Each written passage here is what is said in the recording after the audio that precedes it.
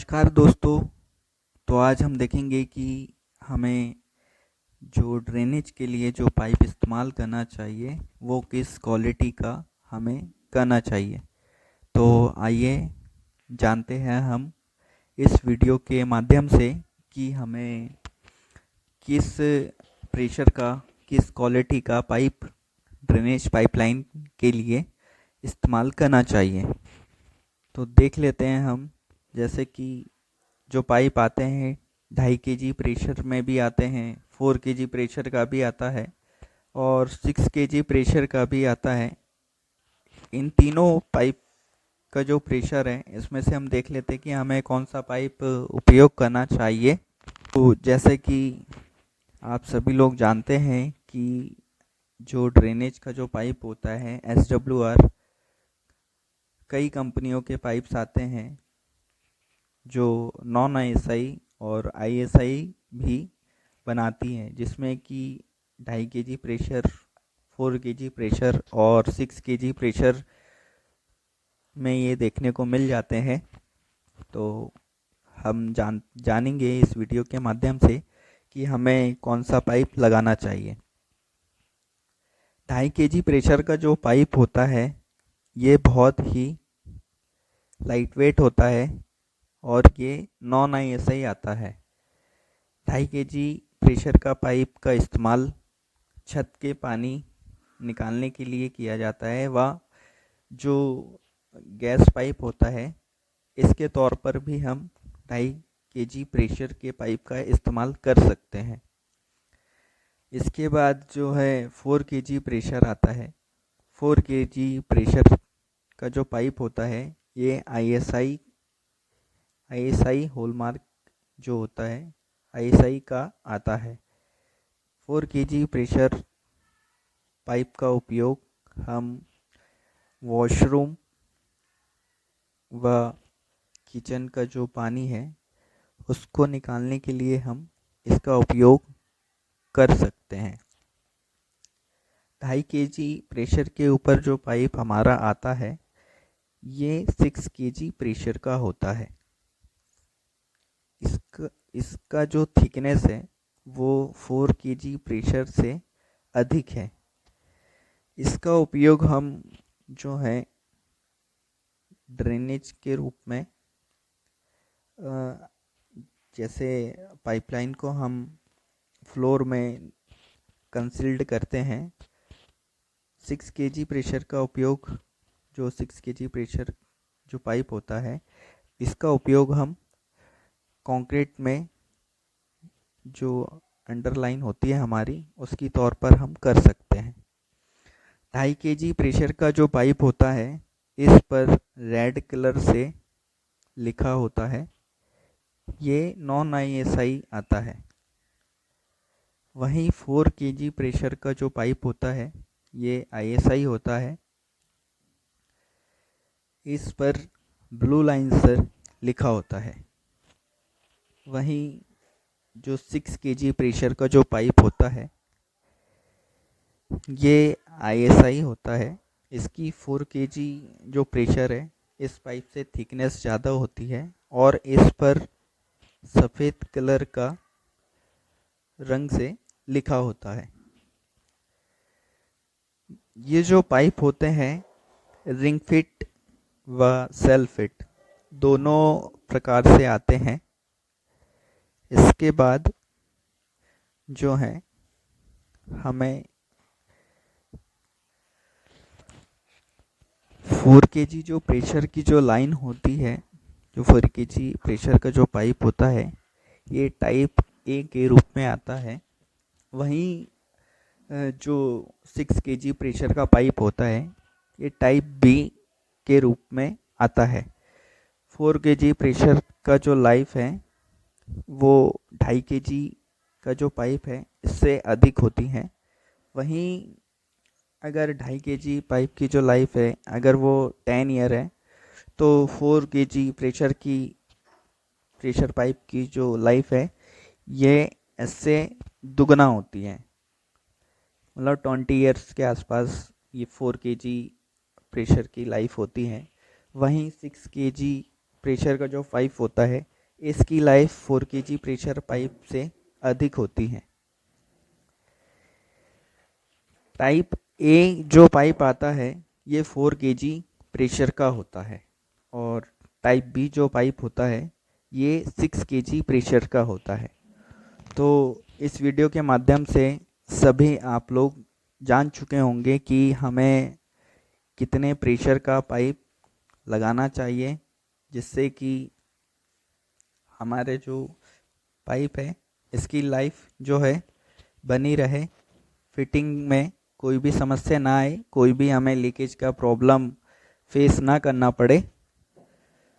जो किचन जो होता है, किचन में जो हम पाइपलाइन जो पाइप का साइज़ जो इस्तेमाल करते हैं 75 mm या 3 इंची जिसे आम भाषा में बोलते हैं, ये पाइपलाइन में जो है हम जो किचन में इस्तेमाल करते हैं, इस पाइपलाइन की जगह हम 4 इंची का जो साइज़ है वो उपयोग करें तो इन फ्यूचर ज़्यादा बेटर होगा, क्योंकि जो 75 mm का जो पाइप होता है ये काफ़ी छोटे साइज़ का होता है, क्योंकि इसमें जो इन फ्यूचर जो समस्या के हमें जो सामना करना पड़ सकता है, जैसे हम किचन में सब्जी भाजी या चावल दाल धोते हैं, इनके ये जो छोटे छोटे कण होते हैं ये इकट्ठा होके जो है एक जगह जमा हो जाते हैं।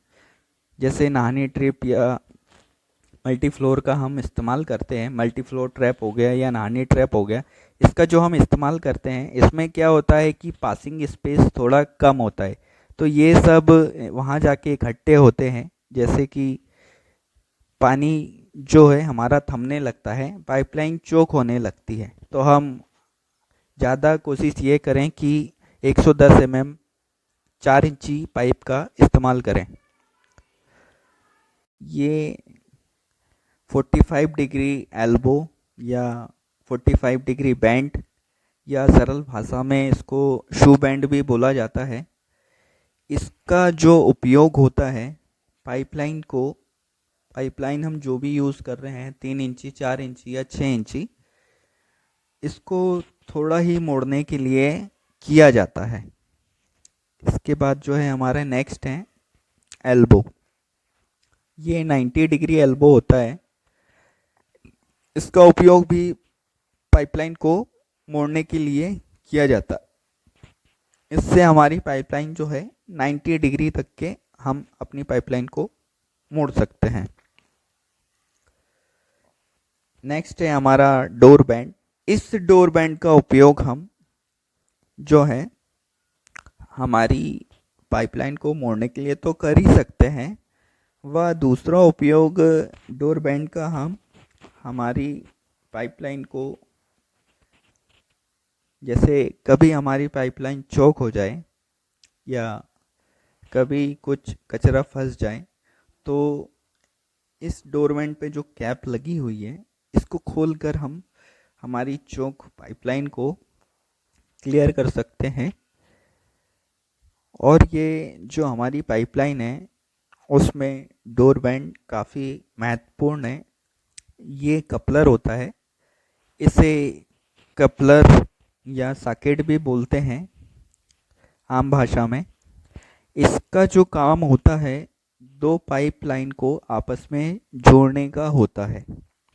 इन फ्यूचर कभी जैसे अगर हमारा पाइप कहीं से डैमेज हो जाए या लीकेज हो जाए या फूट जाए, फट जाए, उस स्थिति में हम इस सॉकेट का या कपलर का उपयोग करते हैं।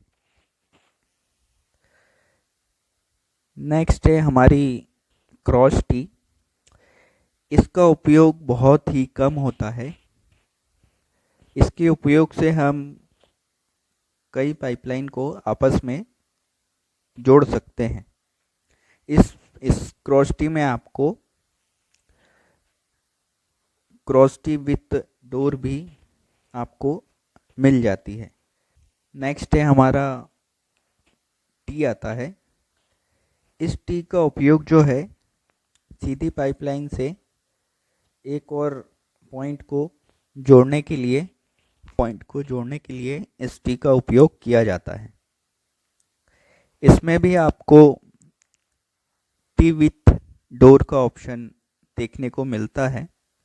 इसमें आपको जो है ये टी इस टी का उपयोग जो है, इस डोर टी का उपयोग जो है खड़ी पाइपलाइन में आप कर सकते हैं, जिससे कि इसमें जो कैप लगा हुआ है, इन फ्यूचर जो हमारी चोक हुई पाइपलाइन को हम इस कैप को खोलकर क्लियर कर सकते हैं। रेड्यूसर टी का जो उपयोग है छोटी लाइन से बड़ी लाइन या बड़ी लाइन से छोटी लाइन में रिड्यूस करने के लिए किया जाता है। रेड्यूसर टी में भी आपको जो है रेड्यूसर टी विथ डोर का ऑप्शन देखने को मिल जाता है। इसके बाद जो है नेक्स्ट टी हमारी स्विफ्ट टी करके आती है। इस स्विफ्ट टी का उपयोग जो है आउटडोर के लिए किया जाता है। आउटडोर में इस स्विफ्ट टी का उपयोग जो है दो पाइपलाइन को आपस में जोड़ने के लिए किया जाता है। जहाँ पर कि हमें शू एल्बो या सॉकेट का उपयोग ना करना पड़े, ऐसी जगहों पर हमें स्विफ्ट टी का उपयोग करना चाहिए। वहीं नेक्स्ट है हमारी वाई टी। इस वाई टी का उपयोग भी दो पाइपलाइन या दो पॉइंट को सिंगल पॉइंट में कन्वर्ट करने के लिए किया जाता है।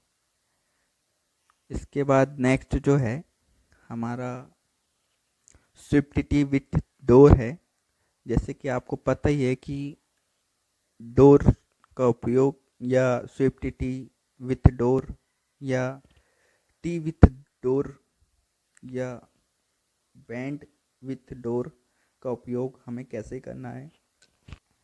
स्विफ्ट टी में आपको रिड्यूसर का भी ऑप्शन मिल जाता है, जिससे कि पाइपलाइन को रिड्यूस भी कर सकते हैं।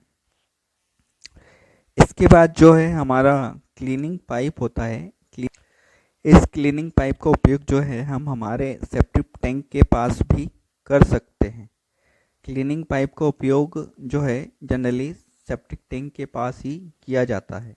डबल वाई का उपयोग जो है तीन पाइप को आपस में जोड़ने अथवा तीनों पाइप को सिंगल पॉइंट में कन्वर्ट करने के लिए किया जाता है। डबल वाई में भी आपको डबल वाई विथ डोर का ऑप्शन देखने को मिल जाता है। डबल वाई में आपको जो है रिड्यूसर होता है, रिड्यूस करना है अगर किसी पाइप को, तो वो भी आपको डबल वाई में देखने को मिल जाता है। रेड्यूसर का मतलब ही रेड्यूस है।